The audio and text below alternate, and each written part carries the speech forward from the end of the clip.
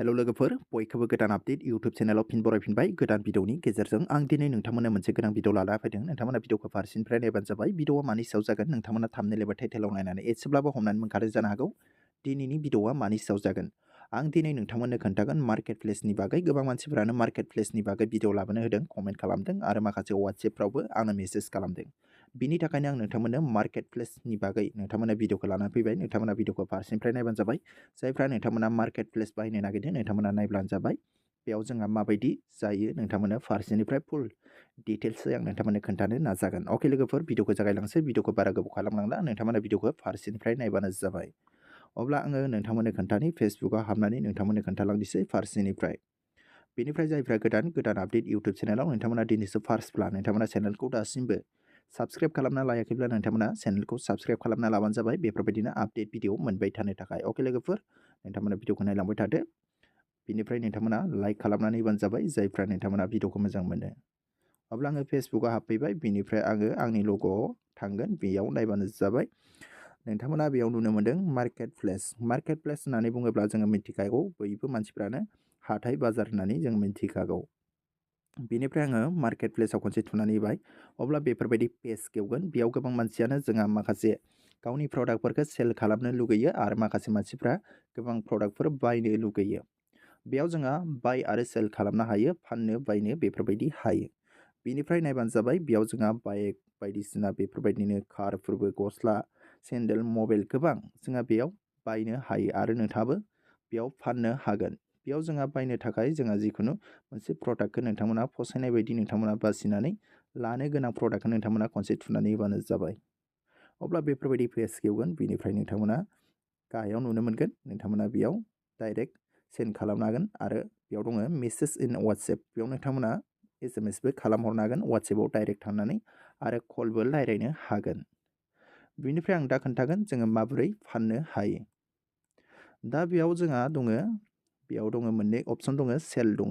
बिनिफ्राय आरो बेयाव केटेगरिस दङ। बेयाव नोंथांनि प्रडाक्टआ मा, बेयाव नोंथांनि केटेगरिसखौ नोंथांमोना सेलेक्ट खालामनो हायो। नाथाय बेयाव जोङो डाइरेक्ट खालामालासिनो जोङो बेयाव बेक फैफिननानै आं खोन्थानि बेयाव सेलावनो हाखायो। जेब्ला जोङो नोंथाङा बे नोंथांनि प्रडाक्टखौ सेल खालामनो अब्ला नोङो बे सेलाव थुदो। बिनिफ्राय बेयाव दङ जोंहा आइटेम दङ, बेयाव दङ भेहिकल्स दङ, बिनिफ्राय प्रपार्टिस फर सेल अर रेन्ट दङ।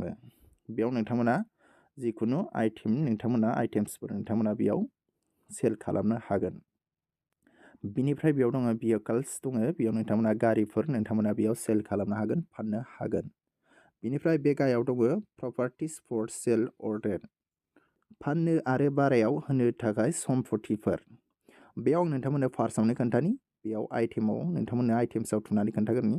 अब्ला बेफोरबायदि पेज गेवगोन। बेयाव नोंथांमोना नुनो मोनगोन एड फटक्स। बेयाव नोंथांमोना बेयाव जिखुनु नोंथांनि प्रडाक्टखौ फानगोन बेयाव नोंथांमोना मा खालामनांगौ, बिनि फटक्सखौ नोंथांमोना थाम्बनेल हिसाबै नोंथांमोना पिक्सार हिसाबै नोंथांमोना बेयाव होनांगोन। बिनिफ्राय बेयाव टाइटेल दङ, लिरनांगोन बिनि नेमखौ। बिनिफ्राय बेयाव प्राइस दङ, नोंथाङा बेसेयाव फानगोन, बिनिफ्राय बिनि केटेगरिस नोंथाङा मा, बे प्रडाक्टआ मा, बिनि केटेगरिसखौ नोंथांमोना सेलेक्ट खालामनानै होबानो जाबाय। बिनिफ्राय गाहायाव दङ कन्डिसन। बिनि कन्डिसना बेयाव मा दं, निउ ना मा ना सेकेन्ड हेन्ड बेफोरबायदि नोंथांमोना खालामनो हायो, बेयाव सेलेक्ट खालामनांगौ।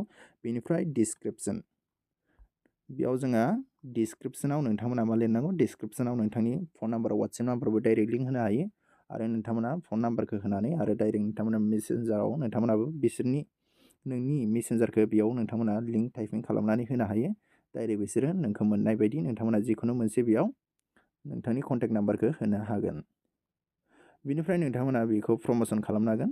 बेयाव नोंथांमोना अन खालामनानैबा प्रम'सन खालामनो हागोन आरो हाइड फ्रम फ्रेन्ड्स, बेयाव नोंथांमोना हाइडबो खालामनो हागोन। माखासे फेसबुकनि बेयाव नुनायफोरखौ पाब्लिक खालामनानै होनांगौ। बिनिफ्राय नैबे नोंथांमोना नुनो मोनदों बेयाव पुस्ट लिस्टिं आफ्टार पाब्लिशिं, बेयाव नोंथांमोना खालामोब्ला नोंथांमोना बेयाव प्रम'सन जागोन आरो गोबां मानसियानो नोंथांनि बे प्रडाक्टखौ नुगोन आरो बायनो माखासे मानसिफ्रा हांखुर जानोबो हागौ। नोंथांमोना बेफोरबायदि प्रम'सन खालामोबा फैसा लायो दै, प्रम'सन खालामनानै होयोब्ला फैसा लायो। बिनिफ्राय जिखुनु नोंथांमोना बेयाव सेलेक्ट खालामखांजोबनायनि उनाव नैबेयाव दङ पाब्लिश। बेयाव पाब्लिशआव नोंथांमोना थुयोब्ला बियो पस्ट जागोन आरो साननै सानथामनि उनाव नोंथांनि गासैबो बेयाव प्रडाक्टफोरखौ जेसेबां नोंथांमोना सेल खालामनो सानदों पाब्लिक खालामनाय लोगो लोगोनो बयबो मानसिया नुनानै मोनगोन आरो जायफ्रा बायनो नोंथांखौ कन्टेक्ट खालामगोन। बेनिफ्राय आं बेक फैनि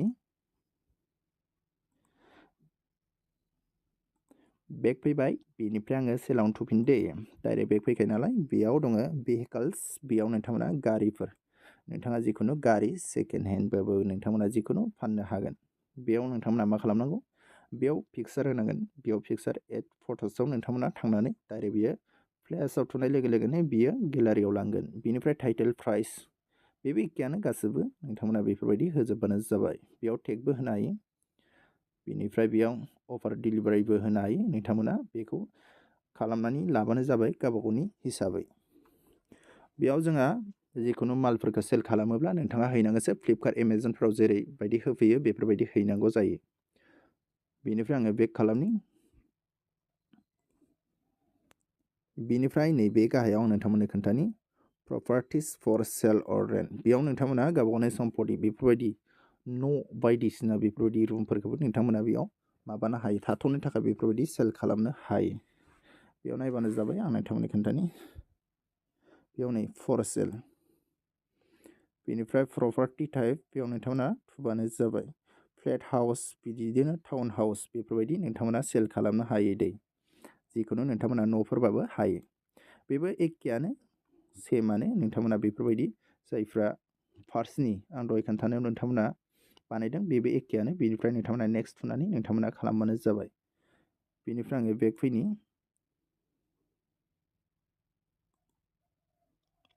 बेनिफ्राय आं बेखौसो बुंगोन दा जोंहा बेफोरबायदि मार्केट प्लेस फेसबुकआव जोंहा बेफोरबायदिनो माखासे बुस्थुफोरखौ मालफोरखौ प्रडाक्टफोरखौ बायोब्ला मोजां नंगौना नङा बेयाव आं बेखौ डाइरेक्टलि बुंगोन जोंहा जिखुनु मोनसे प्रडाक्ट बायनो थाङोब्ला बियो बबेबा स्टेटनिबो जागोन बबेबा जोंहा बेफोरबायदिनो डिस्ट्रिक्टनिबो जागोन बिनि थाखायनो नोंथांमोना एसे सांग्रां जाबानो जाबाय जोंहा लाबोनायाव बेफोरबायदि गोजान जायो आरो किसुमान मानसिफ्रा बेफोरबायदि डिलिभारि खालामनो नागिरनायाव जोंहा मा फैसा बिहरगोरो बेफोरबायदि फैसा बिहरगोरोब्ला जोंहा गोबां प्रब्लेमबो जानो हागौ बिनि थाखायनो डाइरेक्टलि नोंथांमोना मा खालामनांगौ एमाजन फ्लिपकार्टआव लायोब्ला बांसिन मोजां जायो बिनिफ्राय खाथिफोरनि गावनि स्टेटनिखौ लायोब्ला साबसिन जायो जोंहा गुबुन स्टेटनिखौ लायोब्ला ओरैनो फ्लाबो नामा बेफोरबायदिखौ जोङो साननो हायो जों ओरैनो सोरबा बायदिया थगायो बेफोरबायदिनो ओरैनो प्रडाक्टफोरखौ पस्ट खालामसिगोन बिनिफ्राय बेफोरबायदिनो लाबोनायाव एसे जोंहा फैसा बिग्रो बिनिफ्राय उनाव बेयाव गोनो गोथोबो जायो बिनि थाखायनो जोङो बे मार्केट प्लेसाव जोंहा गोबां प्रब्लेम जायो दै मानसिफ्रा आरो बिनि कन्डिसनफ्रा गोबां प्रब्लेम जायो बिनि थाखायनो जोङो डाइरेक्ट जोङो बेफोरबायदिनो गाव मेगनजों नुखानानै लायोब्ला मोजां जायो बिनिफ्राय बेफोरबायदि नोंथांमोना बेयाव बाय खालामोब्ला नोंथांमोना बायोब्ला नोंथांमोना डाइरेक्टलि फैसाखौ हरनाङा बिसोरो फैसा बिहरगोरो लागोरो आरो नोंथाङाबो बेयाव सेल खालामोबा नोंथाङाबो फैसाखौ बिहरगोरगोन बेफोरबायदि जायो किसुमान मानसिया बिहरो किसुमान मानसिया बिहरा बे गावबा गावनि हिसाबनि खोथा थायो आं नोंथांमोननो बेखौनो शेयार खालामनानै होबाय भिडिअआ बांद्राय गोलावबा नायनो मोजां मोना बिनि थाखायनो आं भिडिअखौ एसेयावनो फोजोबबाय गोबां मानसिफ्रानो मार्केट प्लेसनि बागै मिथिया बिनि थाखायनो नोंथांमोना नैबे भिडिअखौ नायनानै एसेब्लाबो मिथिबाय जानो हागौ